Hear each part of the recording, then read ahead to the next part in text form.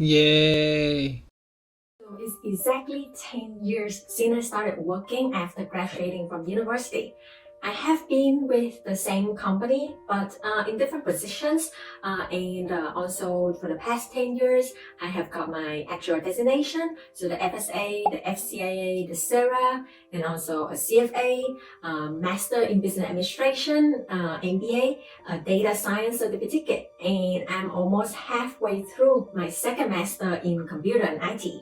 I also started a photography business with my husband 5 years ago, and my YouTube channel is officially 1 year old now, a couple days ago. So today I want to share with you all my 10 lessons or observations through my 10-year career journey, through my experience at work as a small business owner and as an active volunteer for different organizations. It's going to be a bit long for this video as I want to be open and share with you my thoughts and my story. So grab a drink and enjoy listening to my stories.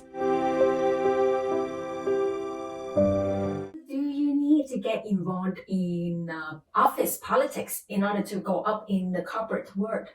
I would consider myself right now in a middle management level at my company.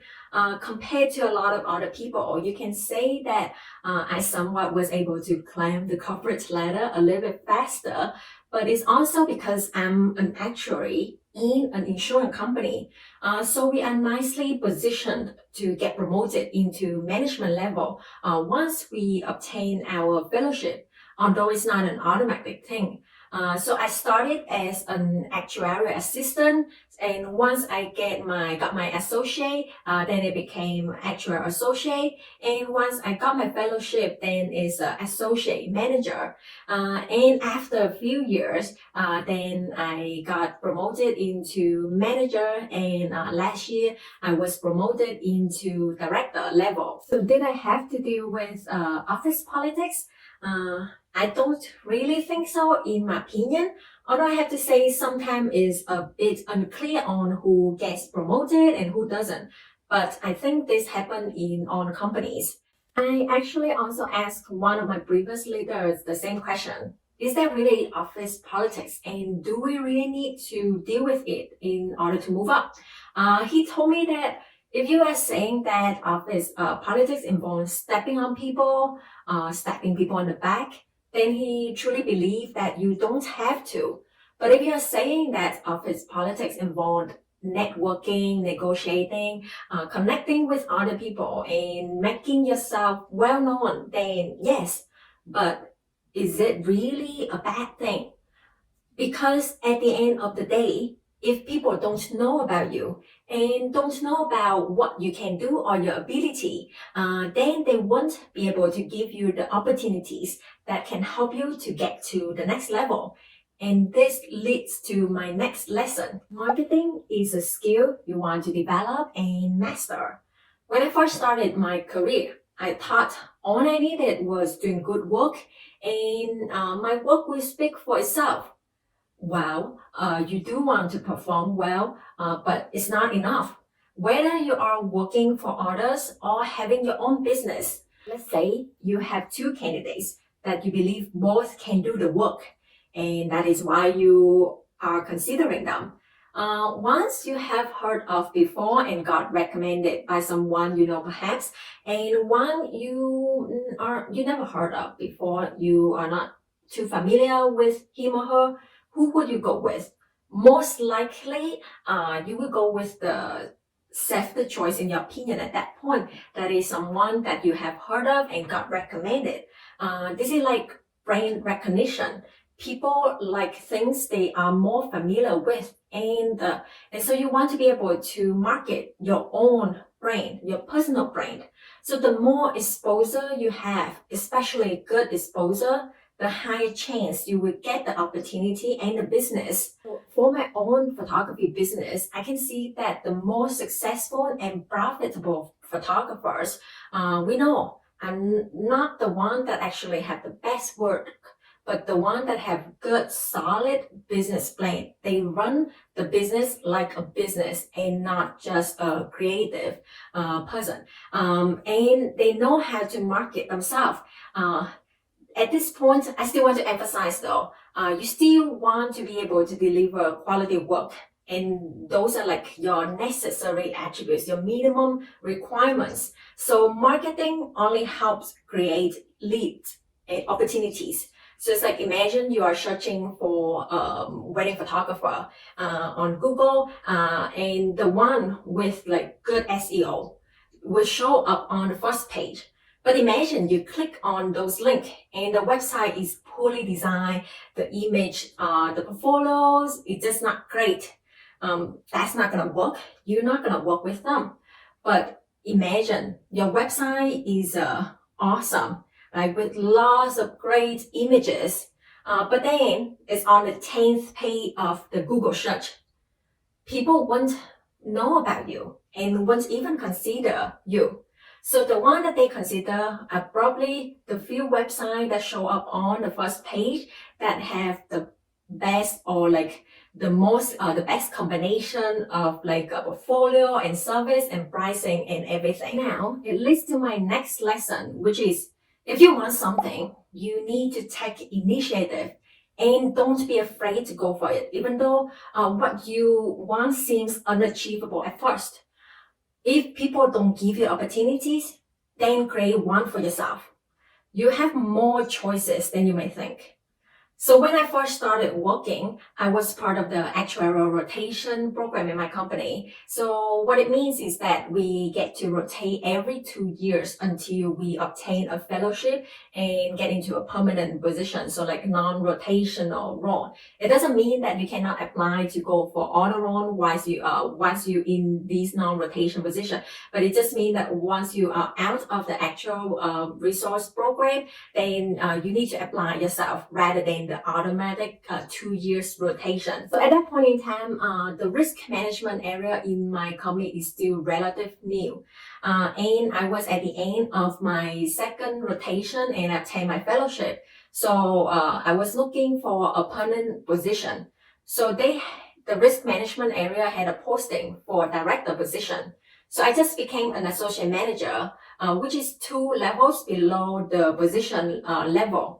I knew I would not be qualified, but I really, really wanted to get in this area. The risk management is like the path that I chose to study for my fellowship exam, and that's like what I have most interest and most passion for. And so I applied for that director role. Of course, I didn't get it, but by applying, I was able to connect with the hiring manager to show him my passion for the area, my enthusiasm, like for him to get to know me more about my past experiences, my potential, what I can do. So then he kept me in the loop when the area had another posting for a manager position, so more appropriate for my level at that point. Of course, I still had to apply and interview in order to get it. But I think by having earlier conversations, in a way, by having earlier exposure, recognition, it helped increasing the chance that I actually got the position, because clearly I was passionate and I really wanted to get into the area in the first place. So one of my mentors told me, what is the worst thing that can happen for you when you apply for a role? The worst thing is probably just that you're gonna receive a no. Thank you, but no. But if you can get it, it can open lots of opportunities. So don't make yourself regret by not going for something you feel you are not qualified yet or unsure about.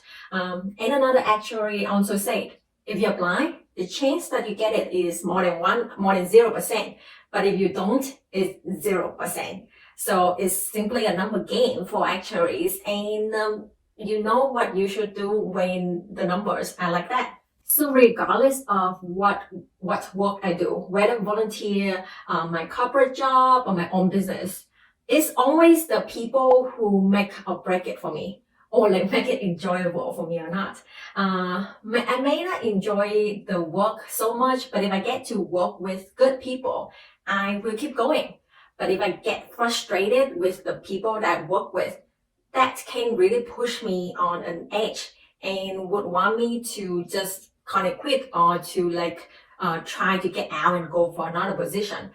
So in general, I think everyone prefers to work in a positive and supportive environment. And I do think it comes down to each of us to make the overall environment enjoyable for everyone.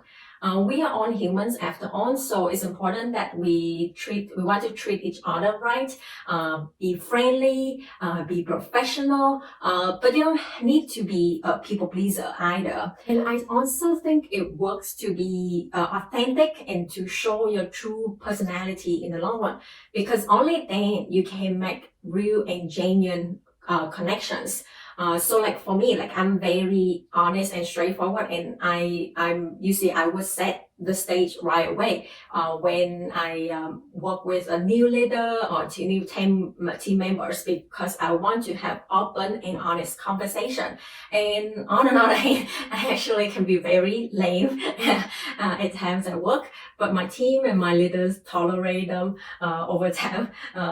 I guess it's just fun overall in general to know how to make things light, and especially in stressful situations. So overall, I have to say that I feel very fortunate and grateful that I get to work with lots of great people, and that make my time enjoyable overall. Not to say that I have not experienced time where I felt frustrated, but in those times, I do think sometimes it just comes to a good fit personally, and that different people have different style of working, behaving, and that is why when like hiring, a lot of focus is on the best fit with the team or with the leader. You want to have the right people on the bus, and not like just the best people on the bus, and because they may not be able to work well together.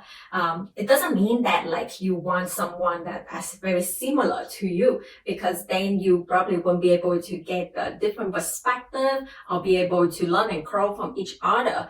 But I do think sometimes it does come to like a balance of like some good fit overall. And if you have a business, you do have a target market, like an ideal type of clients who you would prefer to work with more than others.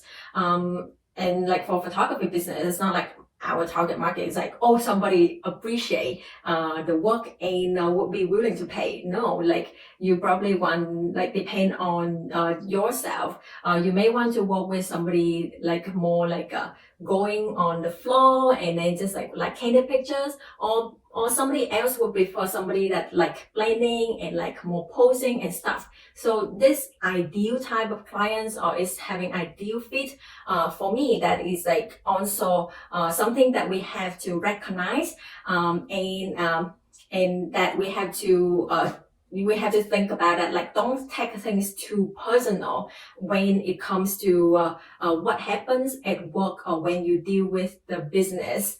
And that is my next lesson. Be engaged, but don't take things too personal. And don't take things too personal. It can be either about you or about the people that you have to deal with. In my experience, I feel inspired, or I like working with people that have passion, or that they show they care about their work. The positive energy does spread. And so it's definitely much better if you are yourself engaged in what you do and find the work that make you feel excited about. But at one point, you should recognize that work is just work. It's very important that you don't attach your self-worth to work. You may not get a promotion you feel you deserve, or that you feel frustrated working with certain group of people, or you keep wondering what other people think about you.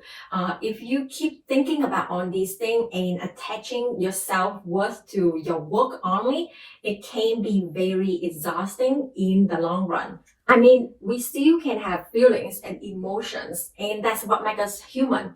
But at the end of the day, you need to keep in mind that failing at certain projects or failing at getting the next role doesn't mean that you fail as a person.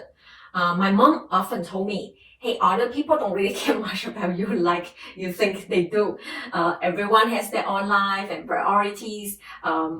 And it's not like we are celebrities for other people to pay so much attention to.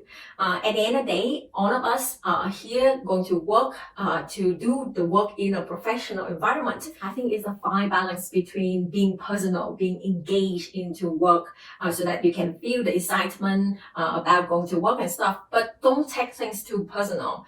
It's okay to feel frustrated, to feel sad, to express it, and then trying to understand your emotion. And most important is to learn from your experience and then move on.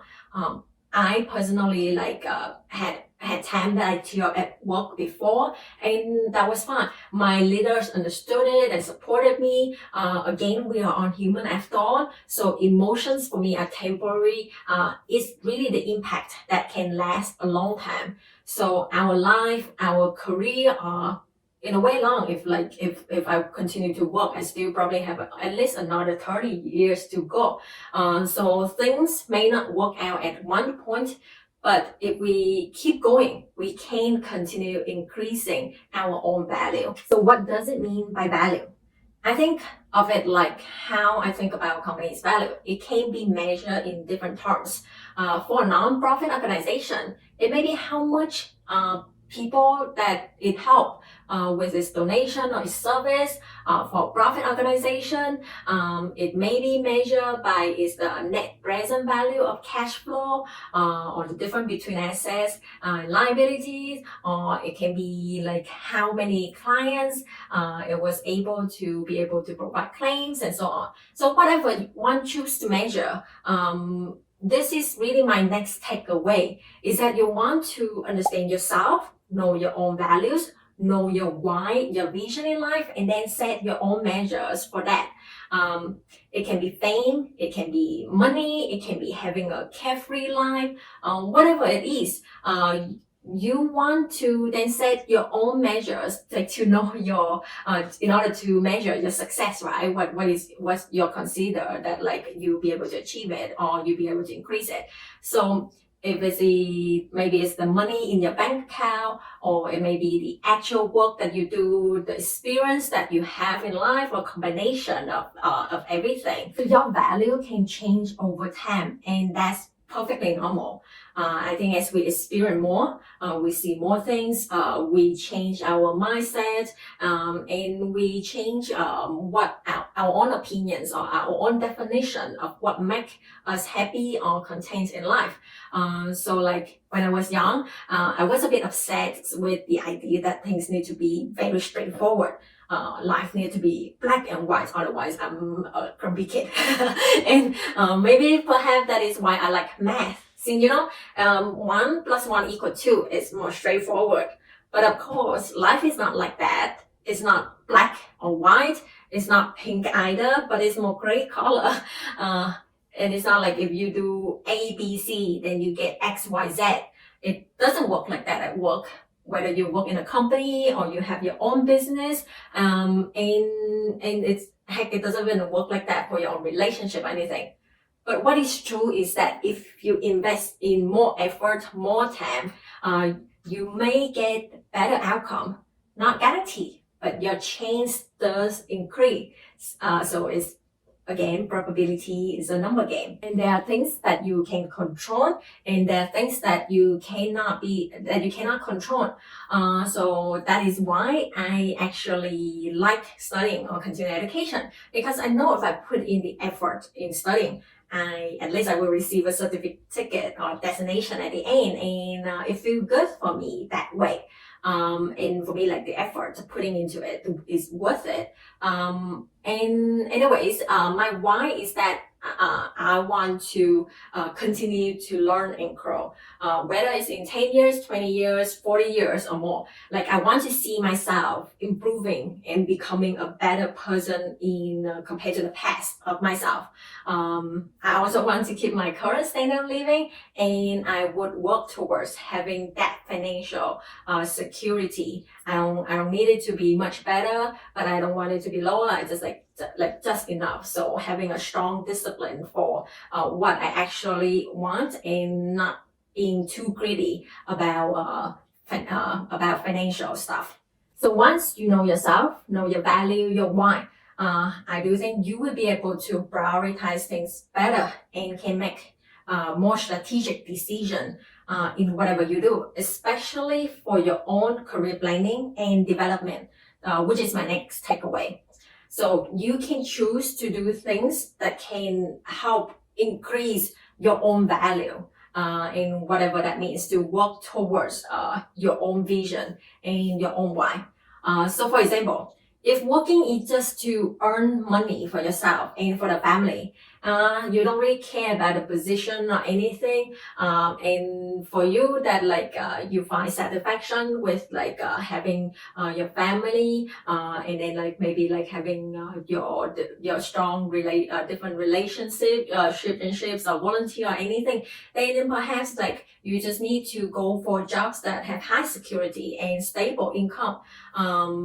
You don't need to try so much at work and go above and beyond and anything, because there's no reason to compare yourself to others or feel stressed at work, because at the end of the day, it's not really what you want or help to increase your value. Of course, you don't want to be taking granted, as I believe knowing your self-worth is very important, but being able to keep the big picture in mind, what you actually want and what actually make you feel content or happy or satisfied. But being able to keep the big picture in mind, it can help you overcome temporary struggles or challenges or emotions better.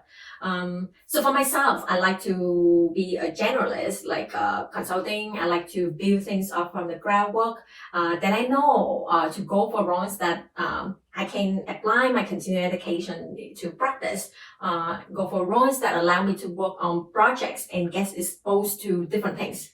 And as I say, I want to continue to keep seeing myself growing and taking on more responsibilities. Will be naturally may mean that I will need to keep going for the next rounds, but that doesn't mean it has to happen fast. I've seen people, some people that grow very quickly at the beginning, get promoted very quickly, and then got much slower afterward or get a hiccup, and then vice versa. One of my previous leaders also say that everyone has their own pace. It's not a race, especially if you have a long-term vision in mind. Keep in mind, if one start working right after university, they will still have at least 40 years at work if they work until age 60 something. And if you think working as an integrated component of your life, with current life expectancies, in Canada, 80s, 90s, a lot of people don't stop working until age 65, and they still may choose to work part-time or have their own business past their retirement age. Then your journey may even be longer. So you do have a lot of opportunities to adjust your path and create your own path, or make changes in order to achieve what you want in life. With that said though, I don't think you want to feel too comfortable for too long at a point in time. Because Mark Mason say happiness requires struggle. And I agree with that. Talking about work, if you stay in one position for too long, you know everything inside out, you probably won't have much to learn from that position anymore. So I do think that we grow the most when we face challenges and struggle and failures. Of course, if work is not the only thing you do, and you have other things that occupy you, and that you can feel challenged or inspired from those, then keeping status quo from your position is not a bad thing. Again, it's how many different things that you keep, that you actually do, and keep the big picture in mind. And this is my constant experience. I have a lot of things going on usually, so I can be considered a hustler. So I have my corporate work, my study, volunteer, and then my own business and passion projects. And when I have new position at work and in a learning stage, I wouldn't want to have too much going on with my study or volunteer. But if I feel a bit uninspiring at work, I feel a little bit demotivated, and trust me, this happens since we have our own up and down, and there are times that we're unsure about our own career path. And during those times, I chose to do more outside work, either through my volunteering or for my other passion projects, in order for me to know more about other areas, to experience different things, maybe to talk to more people. It really can help me to feel like refreshed when getting back to work, because like now I can see things in a different light or having different mindsets. For me, it's like investing that for reduce the risk. You want to go for diversification, as you don't want to invest everything in the same basket. So when you have multiple projects and multiple options, your life can be more colorful, and then you can find satisfaction from different things rather than in just like your full-time work or just your one thing in life. And I have to say, being able to think with a long-term mindset and having different things going on, I can focus my attention and energy in what matter most and overlook the temporary downside. Because honestly, how many of us actually like every single task that we do, or or like who of us would feel like super awesome and energetic at work or whatever every single day? Probably not many. So by focusing on like my vision on a long-term perspective, like on a grand scheme of things, I can be more understanding and tolerant in doing fewer or mundane work, or when I face difficulty or challenges in the short run. So this is my next lesson, is that you can look at things positively or negatively. So you can look at a class and decide whether it's half full or half empty. So I made a video earlier about the myth of work-life balance, and in that I was talking about an exercise suggested by a Harvard Business Review article to help us fall in love with our work, and that is to take notice of what we do in a week that make we say yay, and what we do that make we say nay. A lot of us have the ability to adjust our work and to make it more enjoyable or make it work for ourselves. But whether we actually do it or another thing. So you do have the ability to pick your own battles and to do the things that would maximize the stuff that you like to do and minimize the stuff that you feel procrastinate on. So again, this only work, in my opinion, if you know yourself. And we do have a choice in how we do things or how we feel about things. It's just whether we're gonna take actions to do something about it. And at the end of the day, one of the most important skill that you want to excel at work is to get things done. Done is always better than perfect. As I continue to progress in my career, you will get less and less direction or instruction of how things should be done. Because you're now at a certain level, it's expected that you should be able to figure things out on your own. Because keep in mind, the person that you report to probably will be in a higher position, and they would even be busier with a lot of other things as well. So imagine if you started as an analyst, you are probably only responsible for the work that you assign. You probably don't have to think about how it works with other things. But now you move up and become a manager. You are responsible for your team performance and outcome. You are often not the one that know everything or have all the resources. You will need to learn to delegate, make a plan, connect with people that can provide the resources to your team in order to accomplish the team objectives and priorities. And the more responsibility you have, naturally, the bigger the impact that you are supposed to make. You won't be able to do it yourself. The key lies in being able to leverage existing skill sets, existing resources. The more you can leverage, the bigger the impacts that you may be able to make. And that leverage requires your ability to influence others to get things done. This is leadership, whether it's direct leadership or indirect leadership. Like steering, inspiring people, really motivating people, guiding people, working towards common goals. And this is why soft skill matters the more you progress in your career.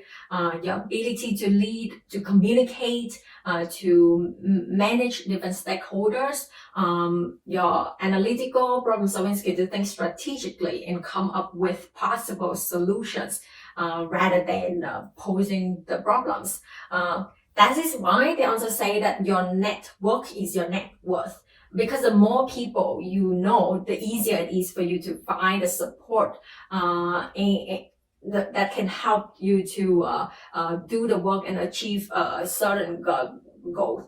And you can network through like inside within your own company and also outside the industry through volunteer or like through studying. I think the key thing is being genuine and positive.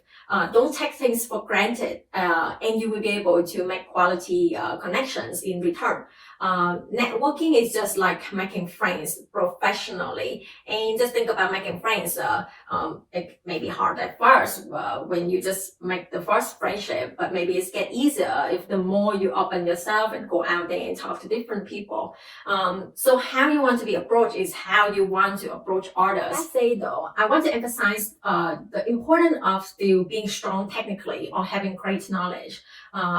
Whether you gain it through learning or through years of experience. And this is probably because of my technical background as an actuary, so like in math and data and tech. But if you have the skill set, whether it's coding or model building or using certain applications, it's easier to speak the same language with lots of technical people who actually do the work, or you can, at least like it will be able to give you the vision of the possibility, what can be done.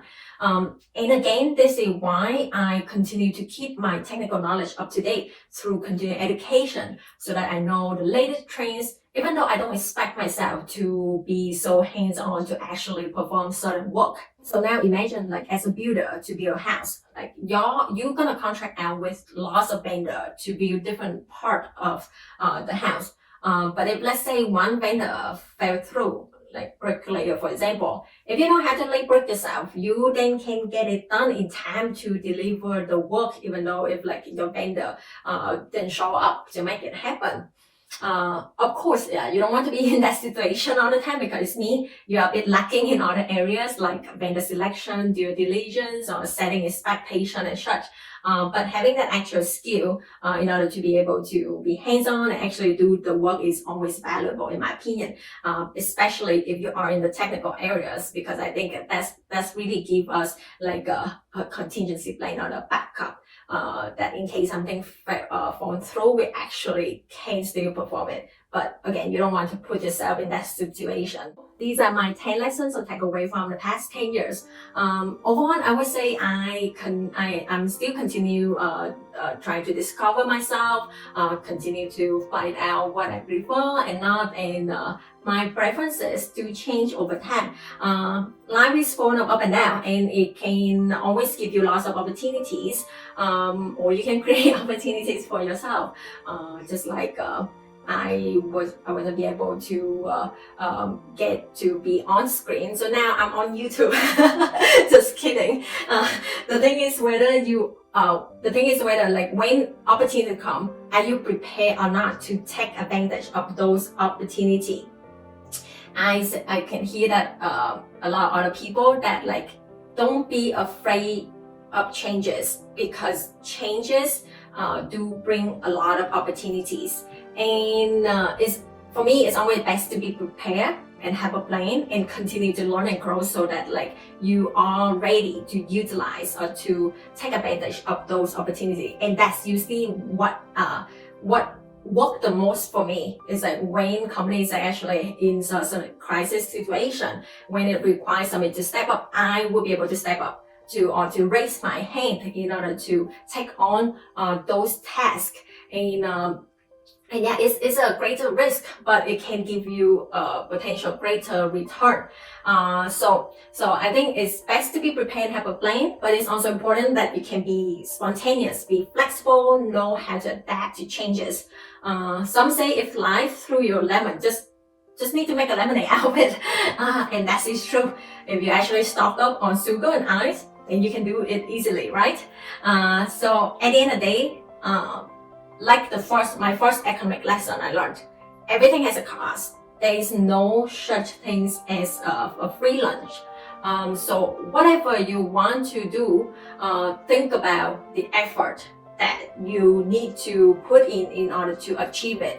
And if we go back to the questions, how to climb the corporate ladder, being able to utilize the opportunities, whether you create yourself by maybe applying for another position in another company or apply for another position in the companies, it means that you need to be able to be prepared and be able to do well at those opportunities. And again, it comes down to what are you gonna get out of it and whether it is worth it for you or not.